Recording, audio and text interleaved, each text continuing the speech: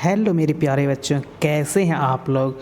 मैं राकेश सर आप लोगों के सामने आज क्लास 12 के केमिस्ट्री के कुछ वीवीआई क्वेश्चन को लेकर के आए हैं, जो कि 2021 के एग्ज़ाम के लिए बहुत ही इंपॉर्टेंट है। आप इसको इजीली तरीक़ा से पढ़िए और समझिए, ठीक है। यह क्वेश्चन कई बार आपका एग्ज़ाम में बहुत बार रिपीट किया गया है, ठीक है। उसके बाद देखिए, और विगत वर्षों से यह प्रश्न बहुत ही इंपॉर्टेंट है, जो कि कई बार अब पूछा जा रहा है, इसलिए इस बार काफ़ी इंपॉर्टेंट है। इसको पढ़िए, समझिए, ठीक है।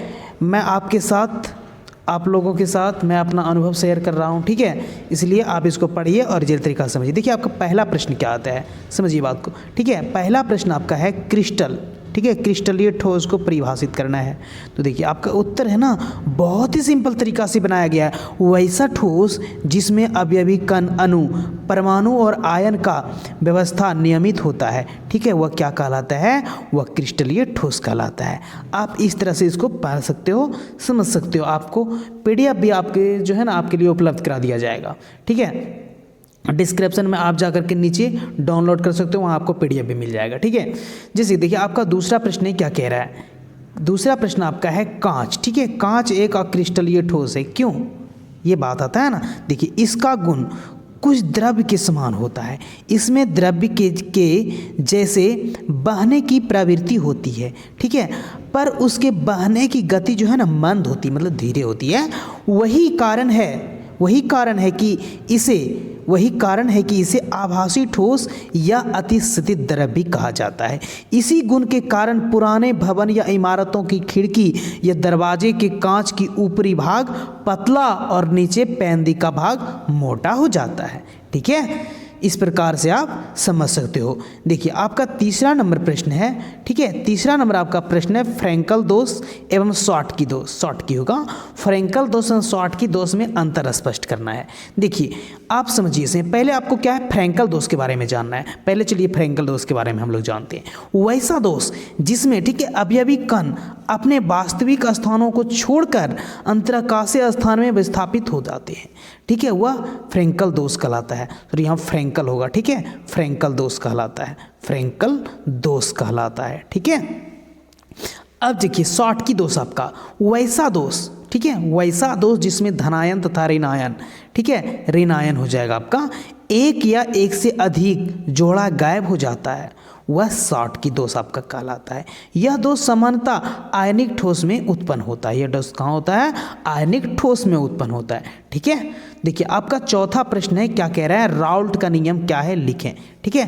फ्रांस के वैज्ञानिक राउल्ट ने कई प्रयोग के, ठीक है, फलस्वरूप वाष्प दाब घटक के आंशिक वाष्पशील और मोल के अंश के बीच एक संबंध दिया, जिसे कि राउल्ट का नियम कहा गया, ठीक है।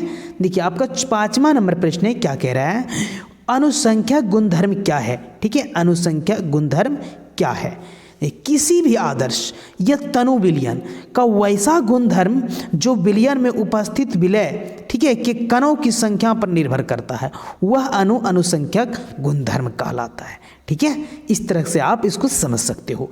देखिए उसी प्रकार से आपका छठा प्रश्न है, आदर्श आदर्श विलयन को परिभाषित करना है। तो वैसा विलयन जो सभी ताप एवं दाब पर राउल्ट के नियम का पालन करता है, सभी ताप एवं दाब पर राउल्ट के नियम का पालन करता है, वह आदर्श विलयन कहलाता है, ठीक है। देखिए आपका नेक्स्ट प्रश्न आता है उसी प्रकार से विद्युत। देखिए नेक्स्ट प्रश्न आपका आता है ना, समझना है आपको। देखिए नेक्स्ट प्रश्न आपका होता है उसी प्रकार से विद्युत, ठीक है। विद्युत रासायनिक सेल को परिभाषित करना है। देखिए आपका नेक्स्ट प्रश्न है, विद्युत रासायनिक सेल को परिभाषित करना है। तो विद्युत रासायनिक सेल को परिभाषित करना है आपको। देखिए वैसा सेल जिसके द्वारा रासायनिक ऊर्जा को विद्युत ऊर्जा में बदला जाता है या परिवर्तित किया जाता है, ये बोल सकते हो, ठीक है, विद्युत रासायनिक सेल कहलाता है। इनको सर्वप्रथम गैल्वेनी और वोल्टा ने खोजा था। इन्हीं के नाम पर इन्हें गैल्वेनी या वोल्टीय सेल भी कहा जाता है। इन्हीं के नाम पर इसे गैल्वेनी या वोल्टीय सेल भी नाम दिया गया है, ठीक है। आठवां नंबर आपका प्रश्न है, मानक इलेक्ट्रोड विभव क्या है। एक अर्थ सेल में 298 केल्विन ताप पर ठीक है, 1 ml सांद्रण के धातु आयन बिलियन का इलेक्ट्रोड विभव कहा जाता है। यह विश्व मानक इलेक्ट्रोड विभव भी कहलाता है। ठीक है, इस प्रकार से आप समझ सकते हो। देखिए 9 नंबर आपका प्रश्न क्या कह रहा है। 9 नंबर आपका प्रश्न है लवन सेतु क्या है, इसके कार्य को लिखें। जब लवन सेतु प्रतिलोमिक आकार की कांच की एक नली होती है जो दोनों, ठीक है, अर्धसेल को जोड़ता है, ये अर्धसेल को जोड़ता है। इसमें जो है ना अक्रिय धातु होता है, जैसे कि आपका देखिएगा जिसमें इसमें अक्रिय धातु की भी संख्याएं होती है। ठीक है, आप घटक भी होता है। इस प्रकार से आप समझ सकते हो। इसके अलग अलग कार्य होते हैं। ठीक है, इसके कार्य जो है ना बहुत ही अलग अलग होते हैं, इसीलिए आप इस तरह से इजीली तरीका से इसको समझ सकते हो। ठीक है, उसी प्रकार से देखिए इसमें क्या होता है, मान लीजिए आपका पैरामीशियम होता है, क्लोराइड होता है, अमोनिया क्लोराइड होता है, अमोनियम नाइट्रेट होता है, संतृप्त विलयन, ये सब भरा रहता है इसमें। इनके कार्य बताना है आपको। देखिए इनके कार्य क्या होता है। लवन सेतु दोनों अर्धसेलों को जोड़ता है, पहला तो काम यह है इसका। वह आंतरिक सेल परिपथ को पूर्ण करता है। यह दोनों अर्धसेल के विद्युत अपघटय के विद्युत उदासीनता कायम रहता है, विद्युत उदासीनता को कायम रखता है। बस इसका यही काम है। ठीक है, आपका देखिए 10 यानी 10 नंबर प्रश्न क्या कह रहा है। ठीक है, 10 नंबर प्रश्न आपको समझना है कि 10 नंबर प्रश्न आपको क्या कह रहा है। ठीक है, क्या बोल रहा है, क्योंकि देखिए इस बार एग्जाम के लिए सब कोई भी प्रश्न है, जितना भी प्रश्न को हम कवर किए इस वीडियो में, ठीक है, यह प्रश्न लेकर के आए, इस प्रश्न को आप देखना मत भूलिएगा यार। देख तो लो, एग्जाम बोल रहे हैं ना, एग्जाम पूरा जो है ना, एग्जाम में कोई भी शारीरिक मानसिक दबाव नहीं आएगी। आप इजीली तरीका से एग्जाम दे सकते हो। ठीक है, इसमें कोई भी प्रॉब्लम नहीं आने वाला। देखिए 10 नंबर आपका प्रश्न है फैराडे के विद्युत अपघटन के नियम को लिखना है। देखिए किसी विद्युत में अपद्रव में प्रवाहित विद्युत आवेश और इलेक्ट्रोड पर मुक्त पदार्थ की मात्रा को फैराडे का संबंध दिया, जिसे फैराडे के विद्युत अपघटन का नियम भी कहा जाता है। ठीक है, उसी प्रकार से आपका नेक्स्ट प्रश्न आता है 11 नंबर। क्या कह रहा है, विद्युत रासायनिक तुल्यांक क्या है। ठीक है, किसी विद्युत अपद्रव में 1 एम्पियर विद्युत धारा या कूलॉम आवेश 1 सेकेंड के लिए प्रवाहित किया जाता है तो इलेक्ट्रोड पर मुक्त हुए पदार्थ की मात्रा रासायनिक तुल्यांक कहलाता है। ठीक है, उसी प्रकार से आपका 12 नंबर प्रश्न है सेल स्थिरांक को परिभाषित करना है। ठीक है, तो देखिए सेल स्थिरांक क्या होता है।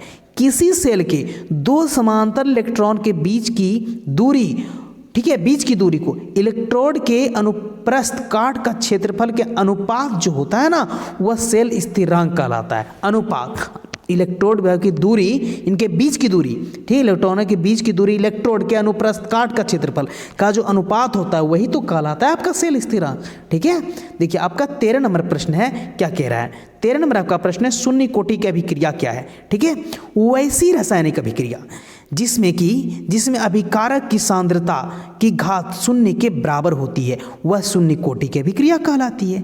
ठीक है, इजीली है, बहुत ही आसान है और आपके लिए बहुत ही भाषा सिंपल भी किया गया है। ठीक है, इस भाषा को पढ़िए, ये तो समझिए, आप वीडियो के करके बार बार भी रिपीट करके देख सकते हो, उस तरह से भी आप याद कर सकते हो। ठीक है, क्योंकि इस बार का एग्ज़ाम आपके लिए बहुत इंपॉर्टेंट है। देखिए एग्ज़ाम में क्या होता है कि एग्ज़ाम बहुत इंपॉर्टेंट है, इसलिए इस बार आपको अधिक से अधिक अगर मार्क्स लाना है तो इस वीडियो को जरूर से जरूर देखिएगा। ठीक है, देखिए आपका 14 नंबर प्रश्न है प्रासरण को परिभाषित करना है। प्रासरण को आपको परिभाषित करना है, तो वैसी प्रक्रिया जिसमें अर्धपारागम झिल्ली से होकर विलायक के अणु शुद्ध विलायक के, ठीक है, शुद्ध विलायक से विलयन की ओर या तनु विलयन से सांद्रल विनियर की ओर, ठीक है, स्वतः प्रवाह कर जाता है, स्वतः प्रवाह कर जाता है ना, वह प्रासरण दाब कहलाता है। ठीक है, इस प्रकार से आप समझ सकते हो।